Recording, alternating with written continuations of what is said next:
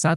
Kedaulatan oleh kekuasaan lain, di mana kekuasaan berasal dari rakyat adalah asli karena kekuasaan tersebut tertinggi, merupakan sifat kedaulatan yang disebut A. Permanen, B. Absolut, C. Tidak terbatas, D. Tunggal.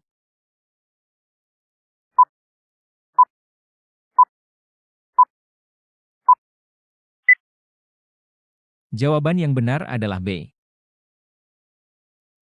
Sifat-sifat kedaulatan, 1. Absolut atau asli, artinya kedaulatan ini terbentuk dengan sendirinya, dan tidak berasal dari kekuasaan lain yang lebih tinggi. 2. Permanen atau tetap, artinya kedaulatan akan terus ada selama negara masih berdiri, walaupun pemimpin negara telah berganti. 3. Tidak terbatas, artinya kedaulatan tidak dapat dibatasi oleh kekuasaan apapun. 4. Tunggal bulat atau tidak terpecah, artinya kedaulatan bersifat satu dan tidak dapat dibagi-bagi.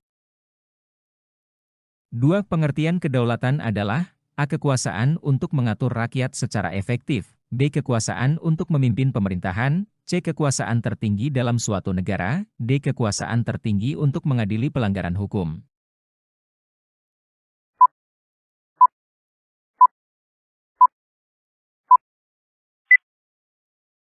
Jawaban yang benar adalah C. Kedaulatan berasal bahasa Arab, yaitu kata daulah, atau daulat yang berarti kekuasaan. Sementara negara merupakan sebuah organisasi di suatu wilayah, dengan memiliki kekuasaan tertinggi yang sah dan ditaati rakyat. Jadi, negara berdaulat dapat diartikan dengan negara yang memiliki kekuasaan tertinggi, baik ke dalam maupun keluar. 3. Contoh negara yang menganut teori kedaulatan Tuhan adalah A. Perancis pada masa Raja Louis XIV, B. Jepang saat Kaisar Tenno Haika berkuasa, C. Nusantara pada saat Kerajaan Majapahit berkuasa, D. Belanda di saat Ratu Wilhelmina memegang tahta.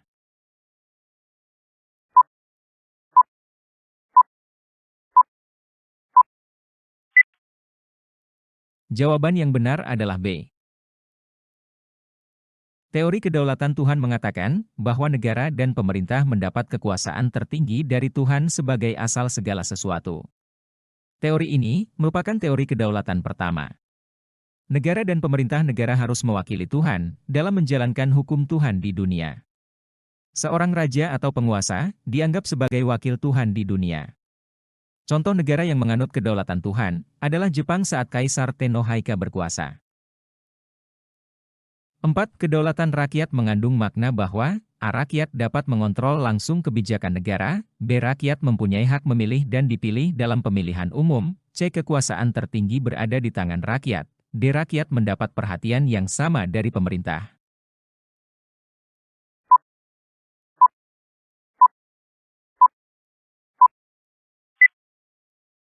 Jawaban yang benar adalah C. Kedaulatan adalah kekuasaan yang tertinggi untuk membuat undang-undang dan melaksanakannya dengan semua cara yang tersedia. Oleh karena itu, kedaulatan rakyat membawa konsekuensi bahwa rakyat adalah pemegang kekuasaan tertinggi dalam kehidupan bermasyarakat dan bernegara. 5. Karakteristik demokrasi Pancasila adalah A. Konsepsi politik mercusuar, B. Pembentukan Front Nasional, C. Menteri bertanggung jawab atas seluruh kebijakan pemerintah, D. Rakyat berhak ikut secara efektif menentukan kehidupan bangsa dan negara.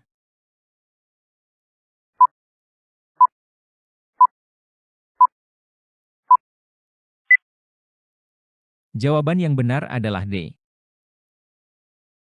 Karakteristik demokrasi Pancasila adalah bersifat kekeluargaan dan kegotong royongan yang bernapaskan ketuhanan yang Maha Esa, kedaulatan ada di tangan rakyat dan dilaksanakan menurut Undang-Undang Dasar 1945, adanya pengakuan terhadap keselarasan antara hak dan kewajiban. Rakyat berhak untuk ikut secara efektif untuk menentukan kehidupan bangsa dan negara, dilaksanakan pemilu yang berkesinambungan dan berasas luber jurdil.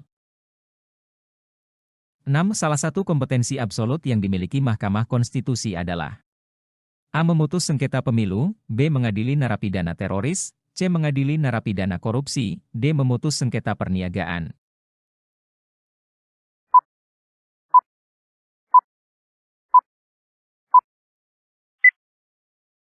Jawaban yang benar adalah A. Kompetensi absolut yang dimiliki Mahkamah Konstitusi, yang tidak dimiliki oleh lembaga peradilan lain adalah terkait penyelesaian sengketa pemilu. MK satu-satunya lembaga peradilan yang dijamin konstitusi untuk memutus adanya sengketa pemilu. Ini menandakan bahwa MK adalah lembaga satu-satunya yang dianggap paling kompeten dalam memutus sengketa pemilu. 7. Berikut yang bukan merupakan ciri-ciri sistem pemerintahan presidensial, di bawah ini adalah: A. Adanya masa jabatan presiden yang bersifat pasti. B. Presiden di samping sebagai kepala negara, sekaligus sebagai kepala pemerintahan. C. Adanya mekanisme saling mengawasi dan mengimbangi. D. Dikenal adanya mekanisme pertanggungjawaban menteri kepada parlemen.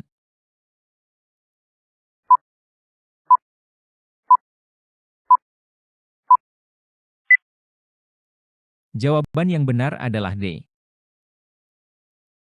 Ciri-ciri pemerintahan presidensial antara lain: 1.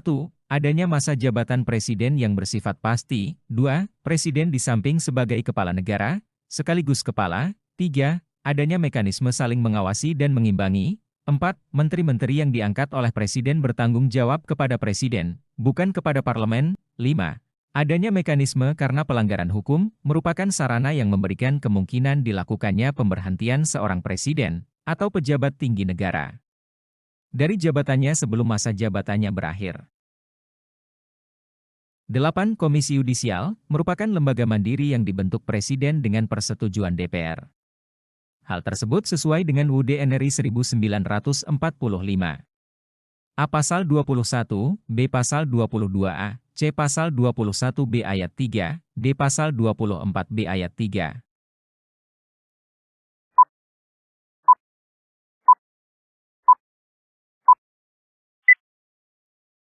Jawaban yang benar adalah D. Komisi Yudisial adalah lembaga mandiri yang dibentuk presiden atas persetujuan DPR. Hal ini tertuang dalam Pasal 24B ayat 3 UUD NRI 1945. 9. Hak DPR untuk meminta keterangan kepada pemerintah mengenai kebijakan pemerintah di bidang tertentu disebut: A. Hak interpelasi, B. Hak badget, C. Hak angket, D. Hak referendum.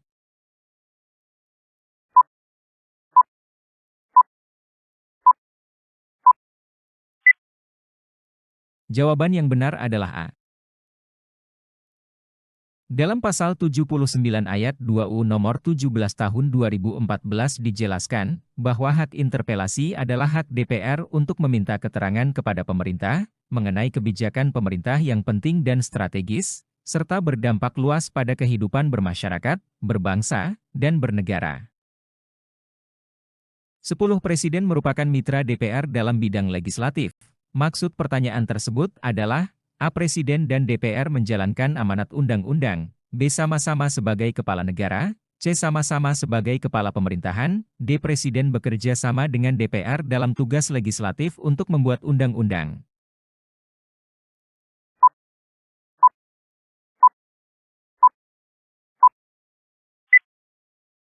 Jawaban yang benar adalah D. Lembaga legislatif, MPR. Tugas dari MPR yaitu mengubah dan menetapkan UUD 1945. DPR, tugasnya membentuk undang-undang, terlebih dahulu dibahas dengan Presiden untuk mendapatkan persetujuan bersama. DPD, tugasnya mengawasi atas melaksanakan undang-undang tertentu.